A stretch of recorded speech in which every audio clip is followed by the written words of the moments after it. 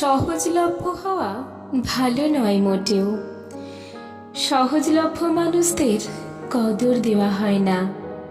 যে মানুষ এক ডাকে উপস্থিত হয় অন্য মানুষের প্রয়োজনে, যে মানুষ তার থেকে শত অবহেলা পেয়েও মনে কিচ্ছুটি পুষে না রেখে তাকেই মাথায় তুলে রাখে, যে মানুষ না চাইতেই দিয়ে দেয় নিজের সর্বস্ব, যে মানুষ 2 সেকেন্ডের মধ্যে উত্তর দেয় মেসেজের, যে মানুষ সব কটা ফোন ধরে নেয়, যে মানুষ সবচেয়ে ভালোবেসে ফেলে, সহজে জড়িয়ে পড়ে, যে মানুষকে পেতে কোনো সাধ্যি লাগে না, প্রার্থনা লাগে না, চেষ্টা লাগে না, সে মানুষকে পেলে হেলা ফেলা করে, লোকে হেলা ফেলা করে। সহজলভ্য মানুষগুলো এত হিসেবের মারপ্যাচ বোঝে না।